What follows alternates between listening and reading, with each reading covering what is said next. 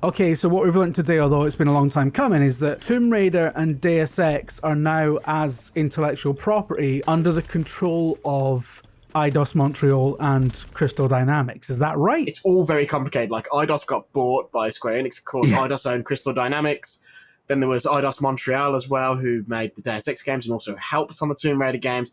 Square Enix sold all that. They sold most of their Western business, really. They've still got some stuff, like the guys who do some indie stuff and the Life is Strange publishing and stuff like that. That's still with Square, but most of the Western output stuff that you would think of 5-6 years ago as coming through Square Enix is now no longer with Square Enix. It's part of Embracer Group, who are going to let Eidos operate as a business group within Embracer. So Eidos will operate as its own thing, basically. Which, I mean, and just as a quick aside, Embracer Group are on a massive spending spree at the moment, like Disney style. They've bought like Lord of the Rings and loads of other stuff. God knows what they're doing with it all, but like we might have a Deus Ex Lord of the Rings crossover. They're doing loads of interesting stuff. Like Embracer's got a video game archive that they're building in Sweden, so they're buying like rare games and old games and stuff like that, and literally trying to create a museum. And they've got people who are employees where their job is literally just to curate this collection of games. So Embracer's doing that. So they're doing all sorts of interesting things. Well, that's an interesting one as well, because like we've often talked ourselves just about how like preservation is a real problem in this industry. So that's an interesting one. But just on Tomb Raider and Deus Ex, it's particularly good news. We both love both those series, right? More or less, And like I particularly love the Tomb Raider reboot. I know it's got its detractors, but like I love that trilogy. I think it was a brilliant update to that series. Brought it sort of slightly in line with Uncharted, but still had enough of a tonal difference that it was its own thing. And it always felt mismanaged. And there was... Right. I don't know if I'm going to get in trouble for suggesting this, but it always felt like the sort of sales expectations that it felt engineered to never be able to hit, you know? I think they had very high expectations. And the thing that will always stand out to me is it was around the same time that the first one of the Tomb Raider reboots, which I'm pretty sure was by far and away the most successful of those, and Final Fantasy 13 came out around about the same time. And Final Fantasy 13 had pretty modest performance for a Final Fantasy game compared to what came before. But when and Tomb Raider, that Tomb Raider game was the best-selling Tomb Raider game ever. And yet when the financial results rolled around, it was Tomb Raider that was the disappointment, and Final Fantasy was fine. And I think they had unrealistic expectations for both games, really, because that was a really difficult time for JRPGs, and they were trying to break back in with this new Tomb Raider game in a post-Uncharted world. But yeah, I feel like it's never, for me, the thing, as someone who spends a lot of time thinking about Square Enix and talking to a lot of people who work there, to me, I always felt it wasn't necessarily a culture fit. It always felt like there was this East versus West clash. And any time they did try to get a project off the ground that maybe embraced, no pun intended, the two of those coming together, it's like they did that Demo Agnes philosophy, and that was like, all the art design in that was done by a mix of Final Fantasy people and Tomb Raider people. And it looked really cool as a result. But I think anytime they tried to get an actual project that did that off the ground, it didn't happen. And so, and of course, there's not a culture fit. And of course, there's a really similar story with Deus Ex. Similar property. It had a very successful first crack at a modern update with Human Revolution, which was a fantastic game. I still haven't played the sequel, but by all accounts, it was a much reduced in scope. Again, it feels like it's a property that's been mismanaged, hasn't had the support it's needed. It's weird. It's like you can see in Mankind Divided, the second one, you can see where bad marketing has crept in and sort of mandated things that didn't need to be in the game. And the thing that you haven't played it, but for you and for anyone else who hasn't played it, the thing about that game is it just sort of ends. What it feels like is you reach the end of Act 2 of a 3-act story, and then the credits roll. And I remember when I was reviewing it, I was literally like, wait, what? Yeah. Like, And basically, I think it's pretty clear that what happened there is they were like, we're out of time.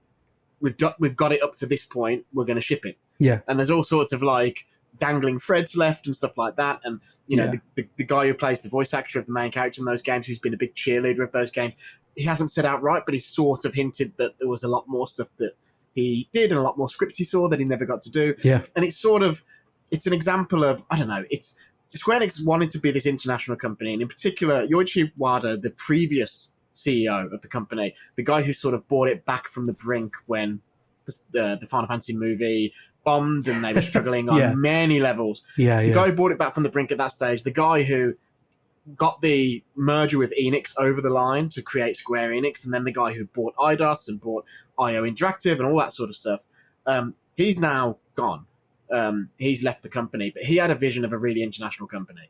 I think he was looking at, he wanted to be the Japanese EA, including with that Western influence. Of course, yeah. And I think under a new CEO, the attack has changed, the direction has changed. You look at Square Enix now, they're not struggling. They've got, 180 million in the bank or something like that. They've got a crazy amount of money, cash in the bank.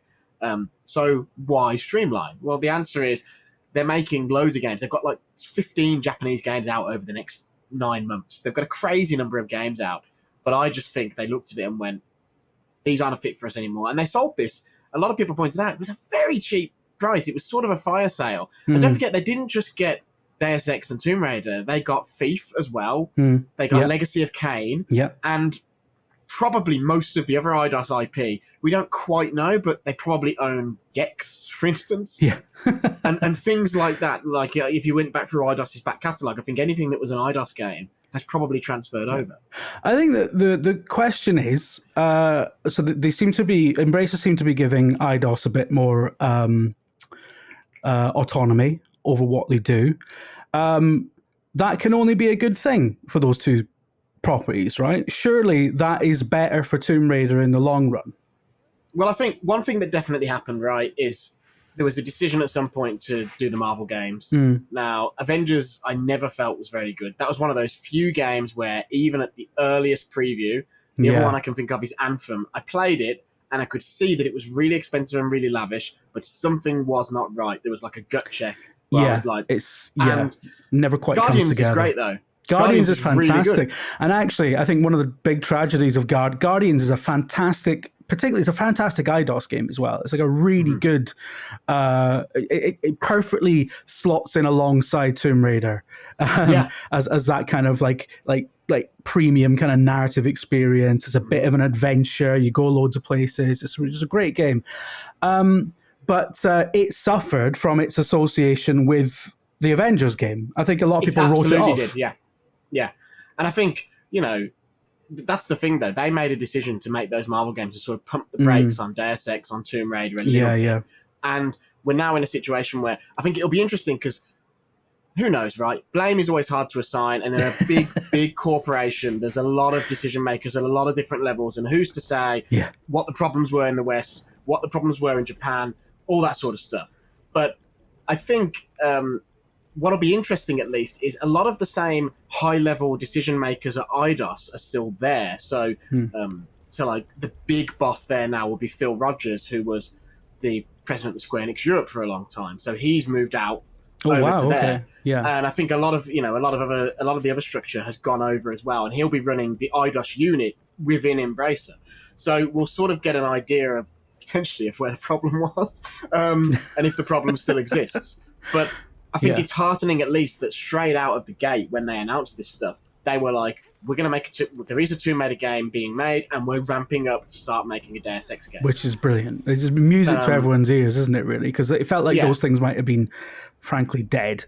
Particularly Deus Ex. So it's an interesting and exciting new time, and I think the question on everyone's lips, frankly, is what's happened to Sleeping Dogs?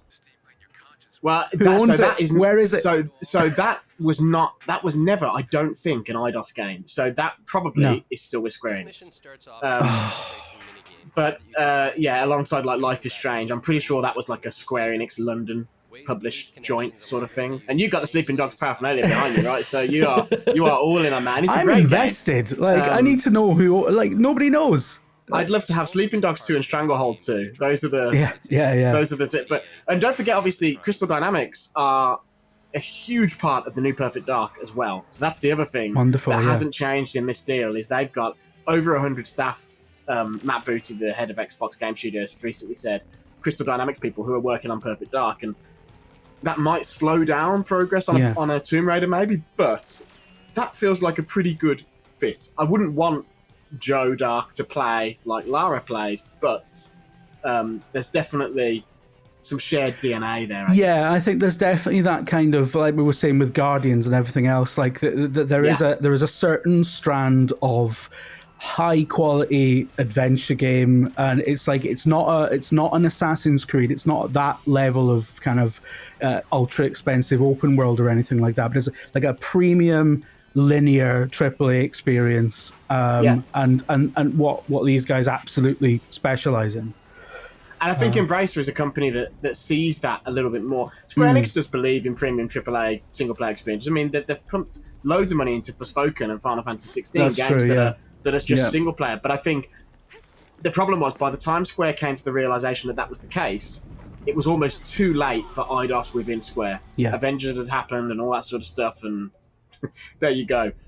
So it's nice to see. There's been some high-profile departures, which is a bit of a bummer. So I think the big one for me that makes me quite sad is Mary DeMarle, who was the lead writer and sort of the story guru on both the Deus Ex Reboot games and Guardians. Yeah, she's now at BioWare working on Mass Effect, which is extremely exciting in itself. But it's slightly a bummer for if they do decide to continue the Adam Jensen story from the other Deus Ex games. That's the thing. I like Tomb Raider well enough, but I'm a Deus Ex fan.